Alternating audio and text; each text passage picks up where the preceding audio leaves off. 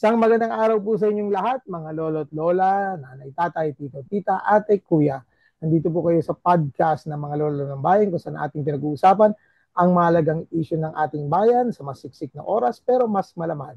Wala kayo sa lolo ko. Kasama po si Romel Lopez at ang ating Pulitzer Prize winner na si Manny Mogotoy. Lomogs, Ay, magandang araw, Karomen.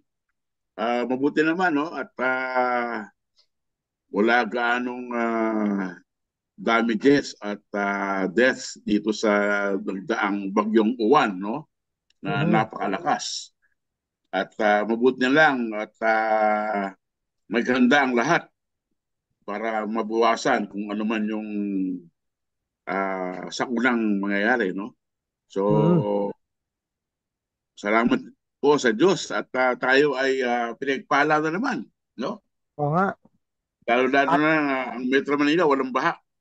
correct. Oo, at hindi masyadong naapektuhan. Well, bago natin pag-usapan, actually mga lolo at lola, yan po yung ating topic ngayong araw na to, ang tungkol sa nagdaang bagyo at yung ongoing na search and rescue operation dun sa mga probinsyang apektuhan ng bagyo. At sisingit na rin natin sa loob ng 30 minutes ang usapan tungkol sa ICC kasi sumagot ang ICC dun sa press release ni Ombudsman Boying Remulla. Pero before anything else, Mogs, may 2,000 subscribers na tayo. O, di ba? Sa isang Ganun linggo, ba? naka 2,000 subscribers na tayo. So maraming salamat po sa ating mga subscribers, mga loyal na viewers natin na sumunod sa atin dito sa ating panibagong podcast.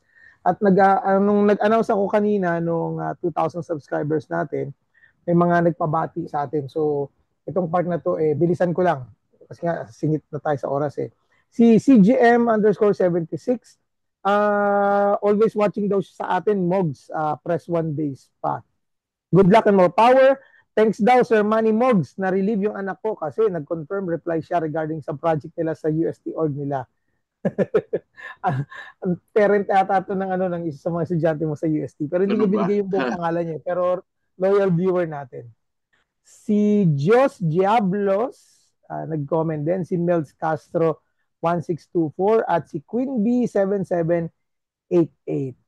Sabi niya, sana dumami na raw ang subscribers natin para makapag-live na tayo. Maraming salamat po at yung sila Neil Rai, may mga nakita akong mga nag-comment. Sila Landa Dukot, yung mga loyal subscriber natin. Si Nash Fabros, yan. Nag-comment po dun sa ating last episode, Mogs, nung Sabado ng gabi. Okay, Mogs. Total, nasimulan mo yung topic natin yun tungkol sa bagyo. Dahil ba hindi matindi ang tama ng bagyong uwan dito sa atin, lalo na sa Luzon, magpapakampante ba tayo pagdating sa paghahanda sa mga trahedya? Alam naman natin na uh, uh, taon-taon na ginawa ng Diyos. Merong bagyo at sakuna na dumadaan sa atin dito. Hindi lang bagyo, pagputok ng bulkan, drought, yung tagtuyot, dengue, at syempre dito sa amin regular parate ang ang earthquake, ang mga pagyanig ng lupa. Ano masasabi mo, Mogs, pagdating sa bayan natin bilang pagdating sa paghahanda sa mga ganyang klaseng mga sakuna? Alam mo, Romel, dapat ang paghahanda natin ay tuwi-tuwi na, no? Kasi ang Pilipinas po ay isa sa mga pinaka-disaster prone countries in the world, no? Kasi napakaswerte po ng Pilipinas. Kasi nasa typhoon belt siya at nasa ring Mm, of fire. Ibig sabihin, right. pag nasa ring of fire ka, maraming vulkan at maraming lindol ang dadanasin mo. At alam niyo naman na ang Pilipinas ay nasa daanan ng bagyo taon-taon, Mm, no? mm, Bago tumama sa ano yan, Vietnam, sa China, sa Thailand, sa Japan at sa Taiwan, ay dadaan muna sa Pilipinas, no? Welcoming Kakatok committee muna sa tayo. pintuan.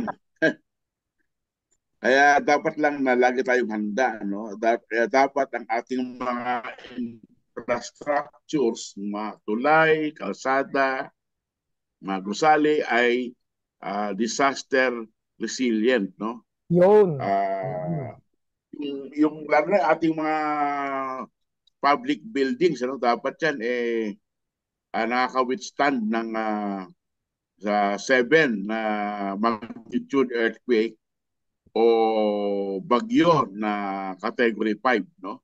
Right. Kasi marami sa ating mga kababayan ang bahay ay light materials, no, lalo sa probinsya. So Yun. kailangan sumilong sa isang matibay na facility, no?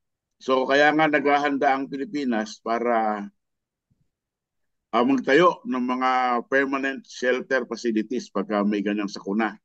Ito Right. yung mga disaster resilient facilities, no, na kayang i-withstand ang malakas na hangin ng pagdala ng bagyo na singlakas ng Yolanda, no, Mm. 240 kph. So yan po ay mga uh, evacuation center sa ating mga lugar sa probinsya dahil ayaw na pong gamitin ng ating gobyerno ang mga paaralan, no?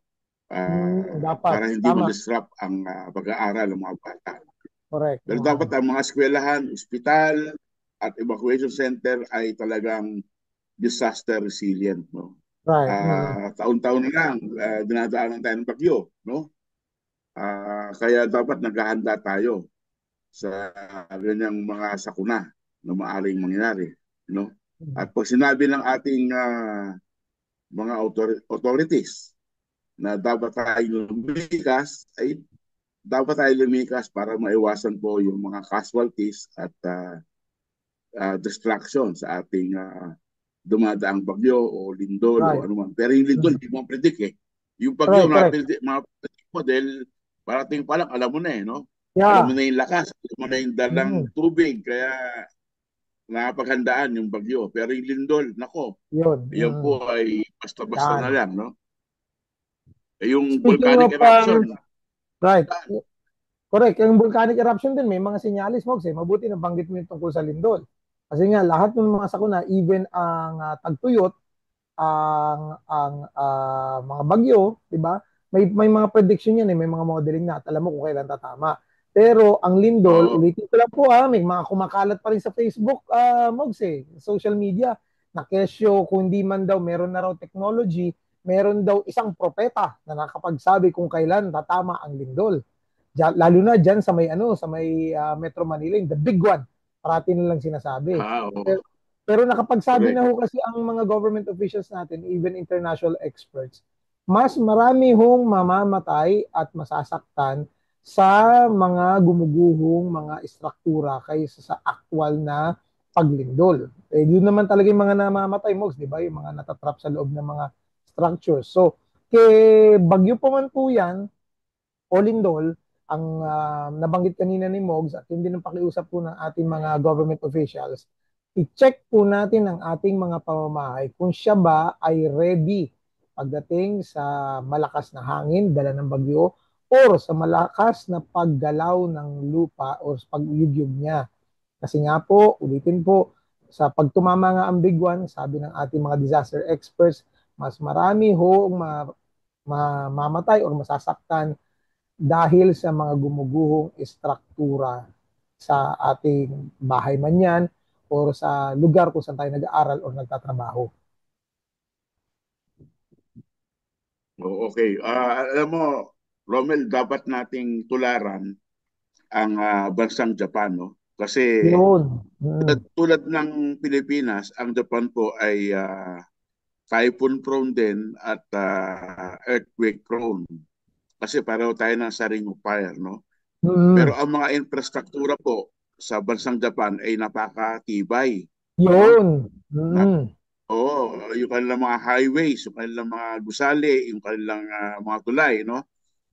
Ah, dito ka sa Pilipinas, pag ginawa ng mga Hapon, no? Yung mga struktura, lalo dyan sa may Iloilo. Ormoc, yung ginawa nilang flood control dyan sa Ormoc, no? After nung flash flood noong 1991, at dito rin sa may bandang parte ng Iloilo, kung saan may mga Mm. flood control projects na ginawa ng Japan, aba ay talaga po namang napakagaling at napakatibay, no? Kaya alam nyo, dapat talaga managot itong mga mambabatas at mga public engineers natin sa DPWH na may, at mga Correct. kontratista na may gawa ng Mhm. mga substandard, no, at non-existent flood control projects, no. Hindi na ba sila Mhm. naawa sa mga kababayan natin na talagang basta lang sila kumita, eh, gagawa sila ng mga infrastructure na hindi na ayon sa standard, no? Ah, alam mo, Romel, meron pang isang pinangangambahan itong mga ating kababayan, lalo sa Bulacan, no? Dahil inamin ng mga engineers na yung mga eskwelahan daw, no, ng Oo. pampubliko dyan sa Bulacan ay substandard. So kung sakaling lumindol at gumuho ang mga yan, sino po ba ang mga masaranta kundi yung mga bata na nandyan sa probinsyang yan? At Mhm. siguro naman baka meron silang kamag-anak o kaibigan na maapektuhan ng ganitong sakuna, no? So, yun lang po ang dapat nating isipin, no? Eh Mabuti kasi na mention mo yan, Mogs. Kasi nire-remind natin sila kanina na i-check yung ating mga istruktura. Paano naman kung kagaya ng ng mga eskwelahan, di ba? Mga paaralan na mm, pampubliko, sino mag-check nun? Hindi mo naman pwedeng ikaw magulang, papasok ka ron sa loob at sabihin mo kung kahit naman engineer ka di ba? Or arkitekto ka hindi ka naman pwedeng basta-basta papasok lang doon at gagawa ka ng sarili mong inspection doon sa mga classrooms ng anak mo. alam mo, Romel, mahirap kasing malaman din eh dun sa sa magiging inspeksyon na gagawin kasi on paper on paper on paper sabihin nila ang mga gusaling yan, no, lalong mga ospital, mga eskwelahan, eh, sumusunod sa standard, no? Pero Mm-hmm. yung pala, eh, tinitipid yung materyales, no? Tama, oo. Binabawasan yung bakal o semento, kaya Mm. nagiging marupok, kaya nagiging substandard, no? Hindi lang sa eskwelahan yan, Romel, pati sa kalsada at mga Yun, tulay, no? tama. Eh kaya itong nagdaang bagyong uwan, diyan sa may parteng Aurora kung saan naglandfall unang-una ang bagyo, ang sinasabi ng Provincial Disaster Management Office ay marami daw kalsada ang naputol, no? Dahil sa daluyong, no, yung storm surge Storm surge, oo. sa malakas na pas ng alon ay may mga kalsada raw na naputol, na bakbak yung mga semento, no? So tingin ko substandard, Romel, eh, yung mga paggawa Correct. ng mga kalsada diyan. Kaya So nga, the may usual na kumita na suspect naman na naman. yan. Oo. Ganun din sa Catanduanes na unang tinamaan nung bagyo dahil malakas din ang storm surge, no? Marami din kabahayan na nasa coastal area ang nawasak, no? But na lang at wala gaanong uh, casualty. Ang alam ko isang babae lang ang namatay diyan sa Catanduanes, no? Pero ang isa pa ay ata sa Samar, no? Mm. Pero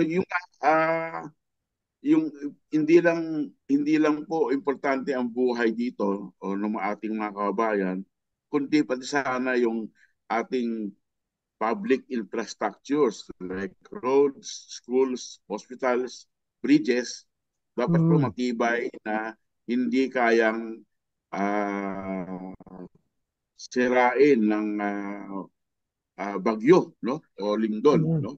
So Mm. alam mo, importante rin sa ating national security yung mga road networks na yan, yung mga Tama, bridges tama, na yan, tama. kasi Mm. alam mo sa kadalasan ang ating mga tulay, eh pwede lang mag-withstand ng mga 15 to 20 tons na sasakyan, no? Mm. Pero pag sabay-sabay kunyari ang truck nagdadala ng palay, ng mais, Mm. ng semento, ng bakal, Mm. Mm. baka bumagsak yung tulay na yan kung Mm. hina, no?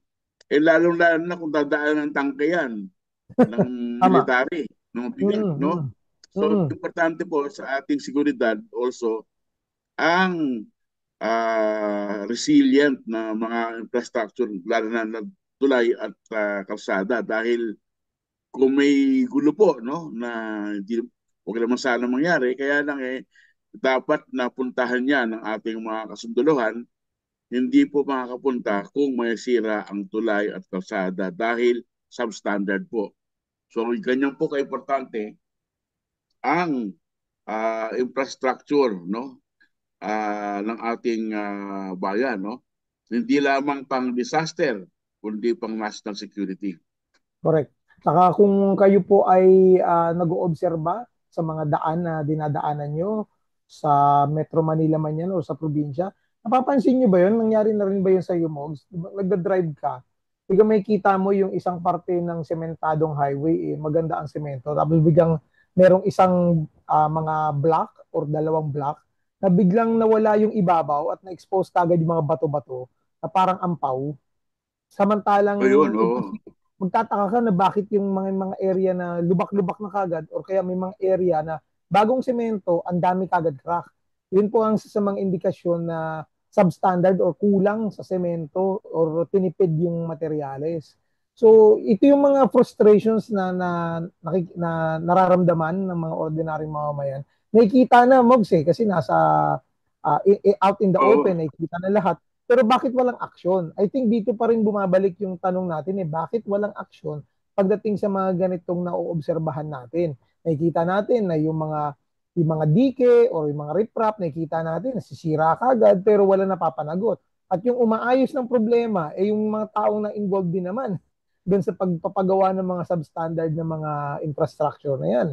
So, may pag-asa pa ba, Mogs? Or may nakikita kang konting progress dito sa anti-corruption drive na ginagawa ng Marcos Jr. administration through the ICI? Sana naman meron, no? Sana Hmm. naman hindi lang may managot, kundi sana may karoon ng reforma sa paggawa ng ating infrastructure. Alam mo, sinabi na yan ni Pangulong Marcos, no? Na dapat daw ang kalsada ay hindi taon-taon nire-repair. Yun. Sana tagal ng 10 taon ang bawat infrastruktura. Kaya lang, Mhm. Romel, dyan ang kita no? Yung nga Pagka eh. substandard ang kalsada o ang tulay, ibig sabihin yan, rini-repair yan taon-taon. So pagka Mhm. ganyan, bagong pondo yan, bagong kita, no? Oo. So yan po ang problema. Ang ang siste diyan, Romel, kawawa ang taong bayan kung taon-taon rini-repair yan. No? Kasi minsan, alam mo, dito sa Metro Manila, may nakakita ko, no? Yung kalsada, makinis, maganda pa, pero binubungkal na uli. Yun, isa pa yun, di ba? Doon ka magtataka eh. Kaya nga yung namatay kong uncle na doktor, ang parating niyang biro, every time na nadaanan kami ng mga kalsada na biglang binabakbak Sabi niya, nagtrabaho na naman ang departamentong puro wasak at hukay. Kasi maayos pa, sinisira. Tapos yung mga pangit, lalong pinatatagal. Bago lang kami nagpagawa ng sasakyan namin ang laki ng ginastos dahil nga nasira yung suspension, nasira yung kung ano-ano pa patungkol doon sa ilalim sa gulong. Oo. Nasisira yan dahil sa lubak-lubak yung nagamit kong sasakyan doon sa Amerika nung nag-drive ako more than 15 years old na yung sasakyan, Mogs. Pero walang sira pagdating sa mga suspension or anything. Usual lang siya na maintenance na ano lang, brake pad, oil change, yung mga ganun lang Pero wala yung mga Oo. repair sa mga suspension. Dito sa atin, yun ang parating sakit natin Kasi nga, nagma ang bilis ng takbo mo sa highway, bigla ka makakita ng lubak. Di, pagpreno mo, wala na. Huli na ang lahat.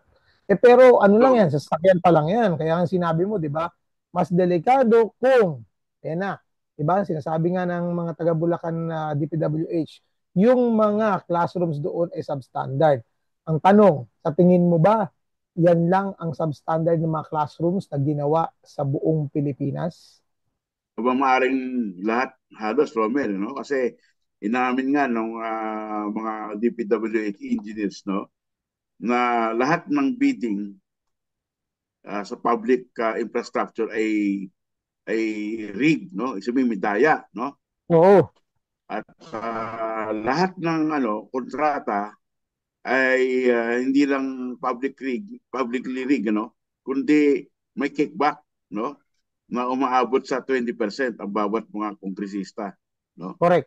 Ah, may mga lugar na ang kongresista mismo sa lugar na yon ay hindi involved, no? Pero may ibang kongresista na nakikinabang doon sa mga substandard, no? Kasi yan daw ang kalakaran, no? Correct. Kasi alam mo, hindi naman lahat ng kongresista kakampi ng ng administrasyon, no? Tama. Kung kung ikaw ay hindi kampi ng administrasyon, siyempre hindi ka makikinabang sa public infrastructure projects, no? Pero pag yan ay nilagyan ng ng isang proyekto, pwedeng may kumita na hindi Tama. mismo yung congressman na yun doon sa lugar na yun, Mm. kundi pwedeng ibang congressman na malapit sa kusina. Oo, oo. At syempre, 'di ba? Ano 'yan eh, parti-partido. Kaya ano 'yan eh, yung may nakita akong panibagong comment eh, parang 'yan na raw ang bagong pork barrel, Mogs. Kasi dati nga yung pork barrel talaga ina-allocate sa yung pondo eh. Pero ngayon kailangan may Mm. nagpapadrino eh, may umaahente. So lumalabas na ahente, eh ang congressman ipinadadaan doon sa DPWH district office.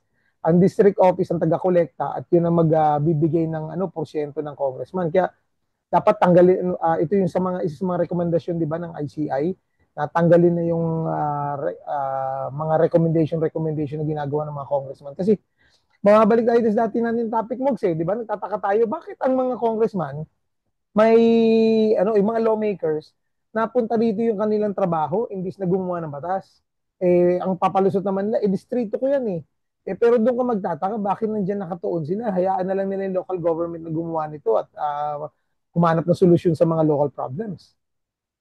Oo, dahil di nila trabaho yun eh. Trabaho na nila gumawa ng batas. No? Ang, Eh, ang naging kalakaran, Romel, mas masahol pa dahil yung kongresista, hindi lang siya nagrekomenda, sila mismo kontratista. yun na nga. Sila mismo may construction Oo company. nga, yan. Di ba? Kagaya ng So na talagang, accusation kay Zaldico, kaya ang laki-laki ng kinita ng mga kumpanya daw niya eh. hindi lang si Saldico, no, Romel?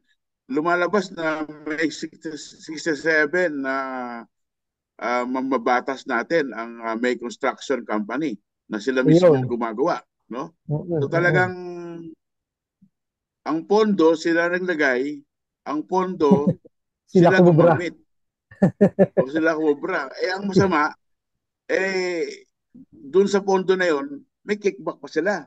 Kaya nga eh. So, Kumita na sila, may kickback tutulong pa. pa, So talagang wala talaga may iwan na pondo para sa para sa proyekto. Kaya itong pinagdudusahan natin ng maraming maraming taon na Mogs, yung mga substandard infrastructure, may bagyo man o wala, may lindol man o wala, lahat to tayo ang nagdudusa samantalang itong mga ganid na mga taong ito papunta-punta sa ibang bansa, pa-party-party, member ng mga exclusive club, nagpa-party at nag-overnight sa isang exclusive island resort.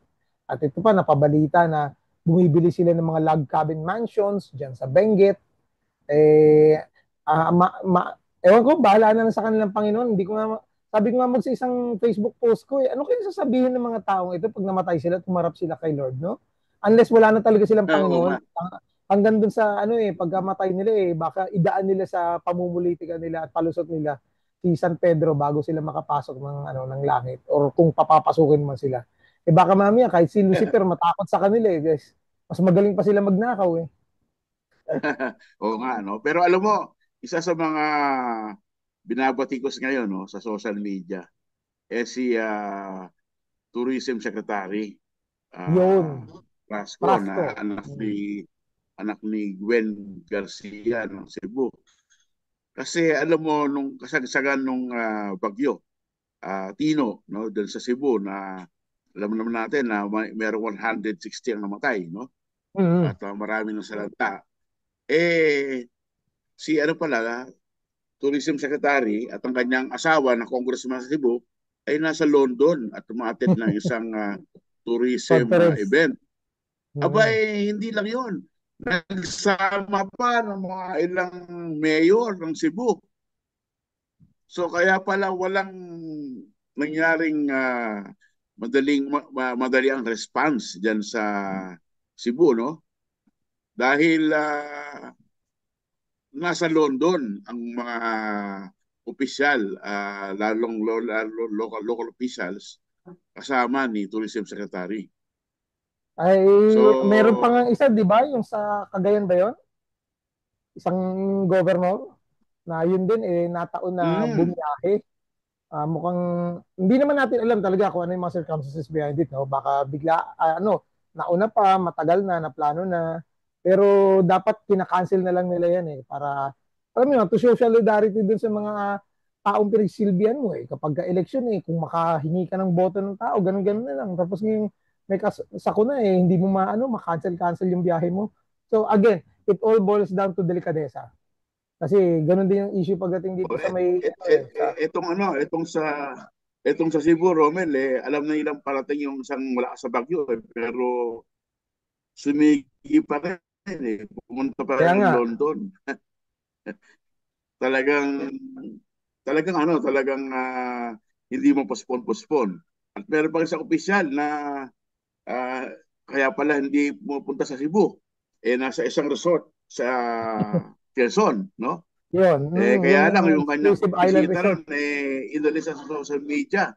Oo nga So, nakailang bagyo na ba tayo, Mogs? Parating yan ang pinag-usapan. So, wala pa rin walang rule kasi na nilalabas ang DILG dito or ang Civil Service Commission or ang House at Senate kung paano didisiplinahin itong mga opisyalis na to na biglang umaalis o biglang hindi man lang mai-cancel yung kanilang mga trip habang meron tayong sakuna. Yun nga po ang sinasabi ng mga ilang mga management gurus. Matetest mo ang true leadership pag panahon ng isang crisis. So kapag ang iyong leader ay wala habang pag may problema alam na this.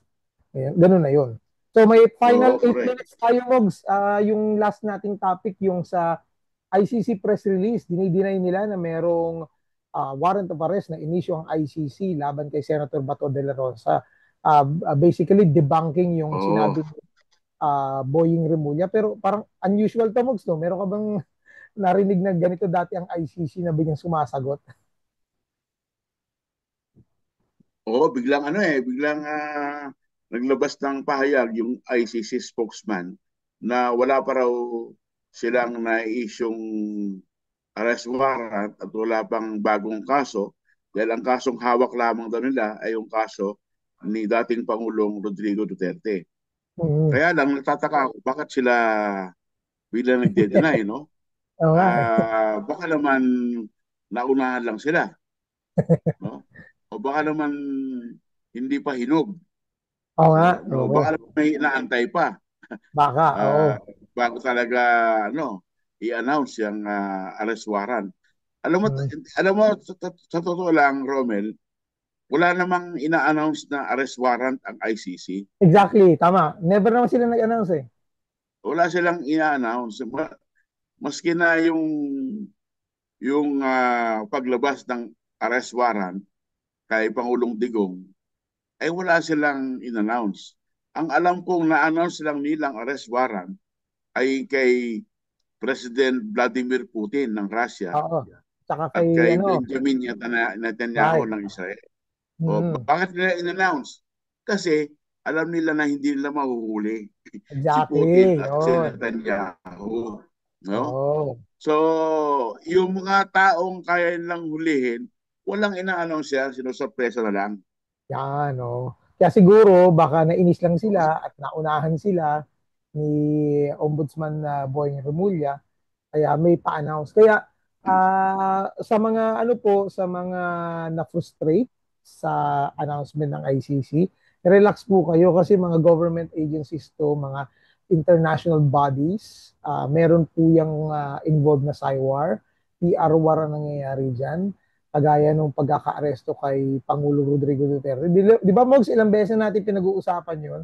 Na-interview pa natin si Senator Trillanes, sabi niya, anytime soon. Tapos pinagtatawanan tayo, nagko-comment sa comment section, fake news daw tayo. Actually, may sinabihan niya ako rito na anytime within the week, ma-aresto. Pero nagulat tayo. Wala pang, hindi pa kalagitnaan ng linggo. Miyerkules ba yun? Nung na-aresto siya, biglaan Martes. eh. O Martes, hindi pa nga, di Martes ba? ata eh. Biglaan yun na na-aresto siya. And to think, ang rumor nga natin eh, anytime this week or next week, pero yun na nangyari. So hindi ho natin talaga na alam kung saan yan, okay? Kung kailan yan lalabas. Kasi nga, Oh, kasi, it's between the ICC and Interpol and our own DOJ, DILG, PNP, and NBI. Nakaalam yan. Of course, oh. hindi, imposibleng hindi kasama dyan si Pangulong Bongbong Marcos. May alam yan Kaya, si kaya John. nga, Romel, ayaw pasabi agad dyan na may warrant of arrest na, no? Hindi lang sa Pilipinas, kundi sa ibang bansa. Eh kasi baka magtago yung Ayun. tao. Oo. Oo. So talagang Kaya nga, sorpresa lang lahat yan. Ang talagang in-announce lang nila, yung kay Putin at kay Netanyahu, dahil alam nilang wala silang chance na ito ay mahuli. No? mm, mm. Sino ba naman mahuli kay Putin sa Russia? Di ba? Correct. O kay Kay, Benjamin Netanyahu sa Israel. Di ba? Wala talagang may, mahuli dyan. Kaya in-announce may nila mga para malaman ng buong mundo na may arrest warrant. may mga nagpe-press release nga na arestuin daw si Netanyahu. Si ano ata to? Si Zoran Mamdani, yung mayor-elect ng New York City. Na pag dumating daw si Netanyahu sa New York, arestuin daw niya. Parang, paano mo arestuin yun? Hindi ka naman ikaw yung head of state, di ba? So, si Netanyahu most likely protektado yan ng Mm. ng Secret Service ng US Secret Service. So hindi niya rin basta-basta malalapitan yan. Hindi niya ma-order yung US Police, ang New York Police Department para ma-arrest. Well, anyways, pagdating sa issue na to, ang conclusion na natin, abangan natin ang susunod na kabanata. So, kung very confident si Ombudsman Boying Remulla na sinabi niya, he has it on good, meron daw siyang talagang solid na ebidensya, may napagsabi sa kanya na talagang malapit na at meron daw lumabas. Bago tayo magtapos, Mogs, pasalamatan natin yung ating, sabi niya, huge fan daw niya tayo. Si Edith Carabin, nag-message sa atin sa ating email account at magpapadala siya sa atin ng tulong sa hinaharap. Pasensya na po, wala po si Ronald ngayon. Meron siyang meeting at sa mga other days na wala siya kasi po may meeting during our recording. Hopefully po this week makapag-live kami ni Mogs kasi meron nga pong magpapahiram sa atin ng kanyang Zoom account para tayo ay makapag-live na at gagamit tayo ng streaming software para makapag-live tayo at nababasa namin yung mga mensahe at lumalampas na tayo ng 1 oras sa ating podcast. Hindi na tayo 30 minutes pero marami rin tayong topic na mapag-uusapan. Hindi yung isang topic lang sa 1 oras. Okay, Mogs, may mga pagbati ka bago tayo matapos? Wala naman, Romel. Kaya lang, nagpapasalamat tayo no, sa mga taong nakikooperate sa ating gobyerno para baligtas at mabawasan ang anumang damages at casualty ng bagyong Juan. No? Kaya Hmm. salamat po sa mga taong sumama sa evacuation. No? Ang alam ko, mahigit 1 milyong tao ang na-evacuate ng ating mga Yeah, oh. NDRRMC Wala bago na masyadong tumating. pasaway. Oo, Hmm. correct. At maraming salamat din po sa mga tumutulong sa mga relief goods, relief operations, yung mga tumutulong din sa search and rescue operations, yung mga radio groups na nag-activate po para matulungan yung ating mga kababayan. Sana po ganito sa panahon na sakuna, wala ng politika, pare-pareho tayong Pilipino at magtulungan tayo. Okay? Hanggang dito na lamang po. Maraming salamat po. Hanggang sa muli po sa inyong paboritong podcast ng bayan. Wala kayo sa lolo ko.